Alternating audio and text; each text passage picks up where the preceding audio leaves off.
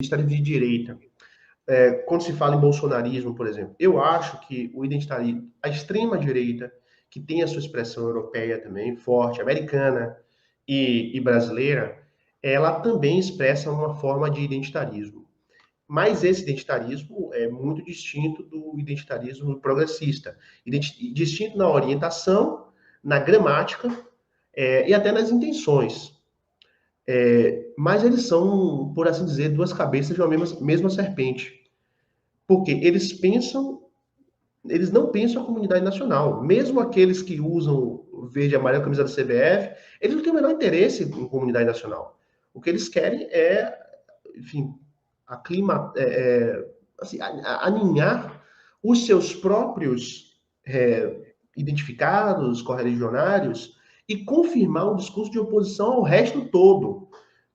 E a amálgama que o Bolsonaro tentou fazer, que os bolsonaristas tentaram fazer, de um Brasil que fosse ao mesmo tempo um Brasil de centro, mas também um Brasil evangélico, e um Brasil liberal, e um Brasil conservador, e um Brasil vocacionado à arma, e um Brasil vocacionado a, enfim, essas coisas todas que deu no Bolsonaro, elas nunca foram capazes de conquistar uma opinião nacional, justamente porque ela não é uma mensagem nacional, ela é uma mensagem para um segmento.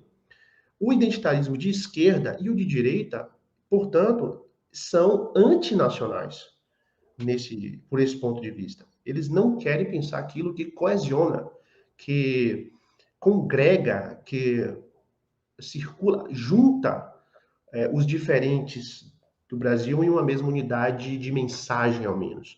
Eles querem celebrar a fragmentação interna e dão o melhor de si para isso e, com franqueza, estão conseguindo, né? Tem conseguido, por enquanto. Tiago, eu acho que tem uma questão muito interessante aí, muito importante, que é quando a gente pensa no papel do Estado Nacional. Em primeiro lugar, assim, eu acho, eu falando assim, essa é uma posição assim minha pessoal. Eu não acho que o Estado-nação, né, a nacionalidade, necessariamente seja um modelo universal. Por exemplo, existem sociedades que são plurinacionais, né? Sobretudo no leste europeu, né? O exemplo mais famoso é a Rússia, né? Ela é um estado plurinacional. Pouca gente sabe disso, mas é, né? Como a União Soviética era também, mas o Império Russo também. E existem sociedades plurinacionais. A Suíça é formada pelos cantões, né? Agora, não é toda sociedade que é assim, né? No caso específico do Novo Mundo, do Brasil, né? Eu vejo o Brasil mais ou menos na linha do Darcy Ribeiro, né? Com alguma liberdade, como um Estado civilização. Não é só um Estado-nação, é um Estado-civilização. E é interessante isso que você falou dos identitários de direita, né? Porque pouca gente sabe que na Europa existe um movimento chamado movimento identitário, é mais famoso o Les Identitaires, né? Que são os identitários muito associados à extrema direita, entre aspas, né? E, por exemplo, na pessoa do Alain de Benoit, e o Alain de Benoit, não sei se eu posso falar isso, né? Porque é uma coisa maldita, ele é um pensador interessante. Ele tem, inclusive, ele participa do grupo de estudos no Brasil, né? Em Uberlândia, na Universidade de Uberlândia. Ele é um especialista em Carl Schmitt, ele é um pensador interessante. Mas ele é dessa vertente da Nouvelle Droite, né? Da nova direita europeia. E como você falou, e pouca gente sabe disso também, porque é sempre associada àquilo que é chamado de extrema-direita, ao ultranacionalismo, né? Na verdade, eles são contra o Estado-nação também, porque essa vertente identitária de direita, digamos assim, eles são etnopluralistas. Eles defendem a União Europeia como uma comunidade política, mas eles são contra o Estado-nação. Então eles defendem essa fragmentação em comunidades étnicas, né? E a Europa é cheia de conflito étnico, né? Que pouca gente lembra disso também. O que está acontecendo agora na Rússia começou com 2014 um conflito étnico na Ucrânia, né? Você tem os separatistas na Espanha, você tem um caldeirão de conflitos étnicos na Europa, né? No leste europeu, sobretudo, eu tenho um amigo aí, eu vou mandar até um abraço aí para o Marcos Valério, de Brasília. Ele fala que é mais grave a situação das fronteiras no leste europeu do que na África, né? No leste europeu pós-soviético é mais grave do que na África pós-colonial, né? E o Brasil é um país de dimensões continentais, com todo, é óbvio que tem uma diversidade imensa, uma diversidade regional, uma diversidade cultural, mas ao mesmo tempo tem uma homogeneidade incrível. e é um país de dimensões continentais que não tem conflito étnico e não tem conflito nas fronteiras. Enquanto você tem a Índia, está numa situação terrível ali na Caxemira com o Paquistão, nos Himalaias com a China. A Rússia tem vários conflitos étnicos ali na Chechênia, teve a guerra da Chechênia, agora com a Ucrânia, tem a questão cosaca, tem os povos do Cáucaso. E o Brasil, é lógico que a gente tem um problema muito grave com as populações indígenas, né? Mas, Sim. assim, 90% da população brasileira não possui identidade étnica, no sentido tradicional clássico europeu, né? Um grupo étnico que se entende como comunidade, né? Como, por exemplo, é claro que no Brasil nós temos a comunidade sírio-libanesa, que se entende como uma comunidade, né? Que tem uma relações de solidariedade étnica, né? Comunidade judaica, comunidade japonesa também, em algum grau, né? E tem os povos tradicionais, os quilombolas, os indígenas.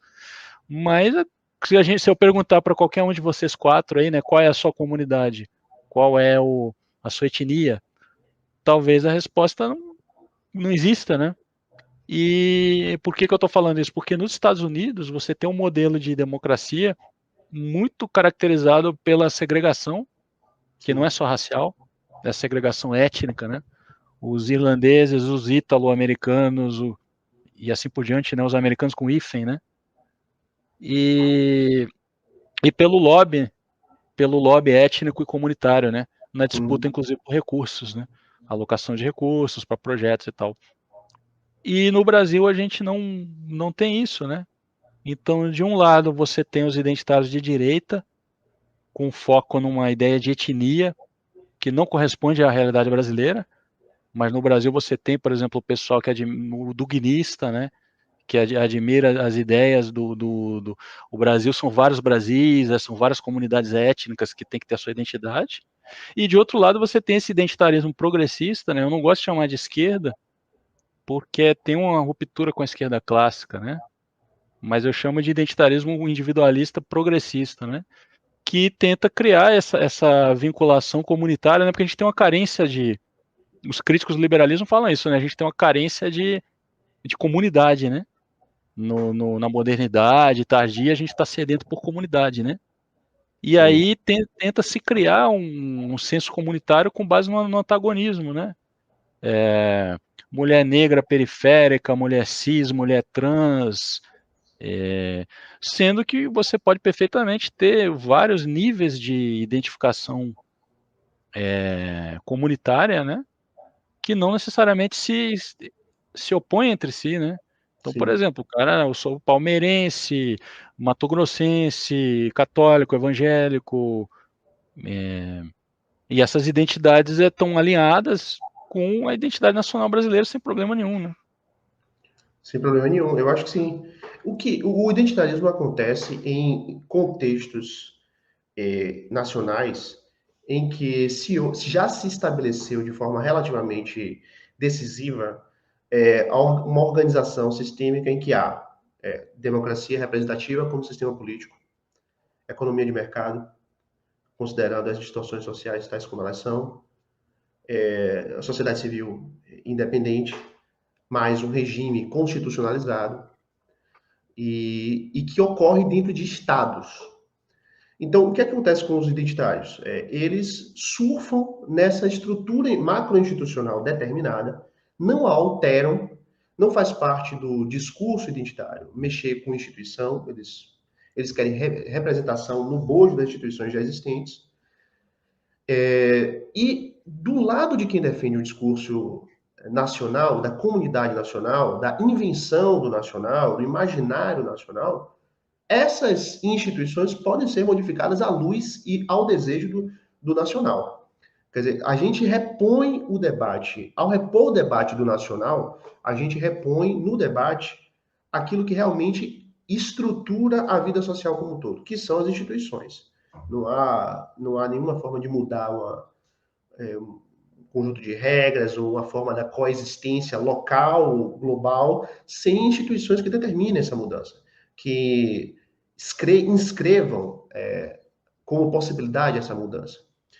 Então, essa é uma diferença que, à luz do que você fala, me faz também pensar no identitarismo, tanto de direita quanto de esquerda, esses que acontecem em lugares diferentes do mundo, como sendo talvez lá, por esse ângulo, distintos do nosso, porque o nosso desafio é o de construir, de fato, a sociedade nacional desejável.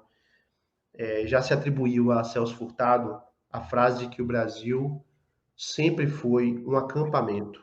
Ele precisaria se tornar uma nação. Precisa se tornar uma nação. Deixar de ser um acampamento. Um lugar em que as pessoas improvisam aleatoriamente, esparsamente, as suas formas de vida e com elas seus antagonismos mesquinhos aos vizinhos. É preciso dar aqui um grau de coesão. Talvez por isso sejamos diferentes dos russos, de forma significativa. Eu não caberia mensurar isso, até porque eu não conheço suficientemente o assunto, mas como o meu interesse fundamental é o Brasil, eu não tenho dúvida de que a nossa tarefa é soerguer a mensagem da comunidade nacional.